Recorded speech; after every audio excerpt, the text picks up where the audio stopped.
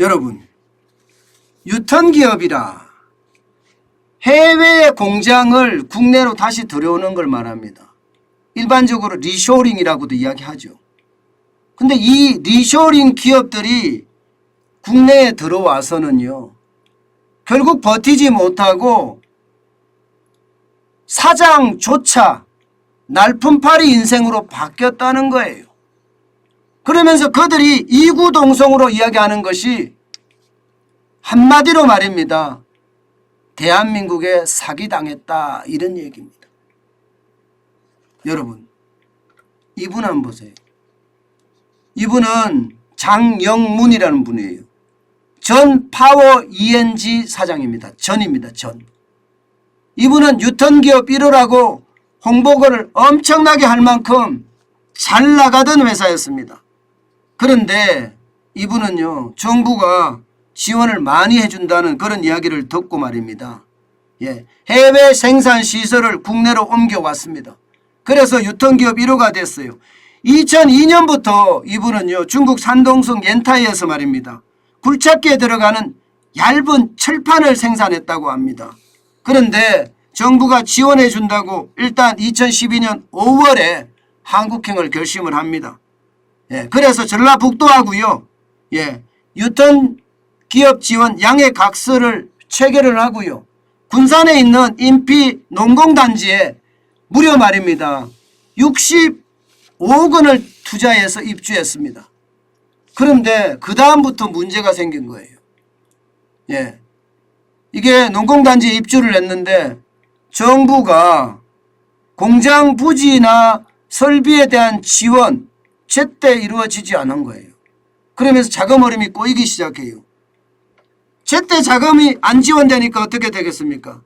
장영문 사장은요, 결국 다른 데서 돈을 빌려다가 개인적으로 계속 갖다 댈 수밖에 없었어요. 아니, 정부가 좀 있으면 준다고 하니까 좀 기다려보자 이러면서 돈을 빌려서 갖다 댔습니다. 집도 팔아서 갖다 대고 사채도 쓰고 무려 말입니다 40억 원을 넘게 갖다 댔는데 정부가 결국 지원을 안 해줬습니다. 그래서 2019년 5월에 폐업을 했어요. 2019년 5월에. 그리고 나서 말입니다 2016년 6월부터 지금 이 공장입니다. 이 공장에서 말입니다 농기계 회사예요. 현장 직원으로 일하고 있습니다. 그러니 이분이 하는 말이 그래요. 유턴기업 1호라고 홍보하더니 그때뿐이었다. 나는 지금 말이 전 사장이지 이제 그냥 날품발이 일용직에 해당된다, 이렇게 이야기합니다. 이분만 이런 게 아닙니다. 이분만. 제가 한번 여러분께 말씀드린 분인데 이분은 민덕형 전 거성 컴프레셔 대표입니다. 이분은요, 똑같이 해외에서 중국 칭다오입니다. 공기압축기 제조 공장을 운영을 하면서 잘 나갔어요. 직원도 80명이나 되고 매출이 80억이나 됐습니다. 그런데 이분도 큰맘 먹고 한국행을 결심을 합니다. 세종시에 들어오게 되고요, 고용노동부하고 유턴기업 업무협약까지 맺었습니다. 그러면서 세종시 세종 첨단산업단지 내에 70억 원을 투자합니다. 대지는 6,600제곱미터였고요. 면적은 2,966제곱미터의 공장 2동을 세웠습니다. 그런데 여기도 마찬가지예요. 약속했던 자금 지원은 물론이고요, 고용보조금까지도 말뿐이었다 이거예요. 지원을 안 해주는 거예요. 이러니까 개인으로 계속 돈을 쓰다가 안 되니까 결국은 작년 10월에 41억의 공장이 경매로 넘어가고 말았습니다. 경매로.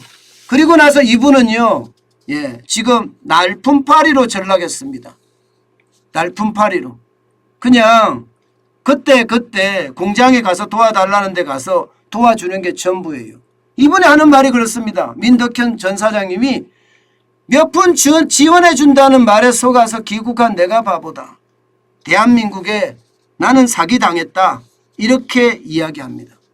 사실 여러분, 우리도 이게 공무원들이 규제 굉장히 심하고요, 또 책임지지 않으려고 하기 때문에 이게 유통기업이라고 이야기하는 그런 기업에 도와주기가 쉽지가 않습니다. 지금 두 사장의 사례에서 보듯이 말입니다. 진짜 많은 사람들이 대한민국에 들어오거든요. 대한민국에. 그런데 주춤주춤하고 있는 것도 이유가 있습니다. 대한민국에 가면 망할 수도 있다는 생각 많이 합니다. 여러분 보세요. 지금 들어오기는 많이 들어왔어요. 뭐 이게 많다고 다른 나라에 비해서 많다고 이야기하기에는 좀 그런데요. 일단 2012년인가요? 그때부터 유통기업법이 제정이 돼서 시작된 게 113개의 어떤 기업이 들어왔습니다. 대기업은 2개, 중견기업은 23개, 중소기업은 88개가 들어왔습니다. 들어왔지만 많은 기업들이 지금 굉장히 힘들어하고 있습니다. 제때 자금 지원은 물론이고 인력 지원도 안 되고요. 공무원은 나몰라라 하기 때문이거든요. 실제 보실래요? 2014년부터 보면 20개 많이 들어왔었죠. 2015년 3개, 2016년 12개, 문재인 정부 들어와서 쭉 줄어들었어요. 2017년 4개, 2018년 9개, 2019년 16개, 2020년 24개 굉장히 많이 늘어났습니다만은 이들 기업도 다 한결같이 어렵다는 이야기입니다. 여러분 옆에 있는 게 미국이나 일본입니다. 미국이나 일본에 비하면요. 택도 없이 적습니다. 2018년까지만 데이터가 나와 있는데 미국은 2018년에만 886개의 기업이 들어왔습니다. 일본은 612개의 기업이 들어왔고요. 우리는 9개 기업이 들어올 때 말입니다. 그만큼 말입니다. 여러분. 이게 말로만 리쇼링이에요. 말로만 유통기업 지원입니다.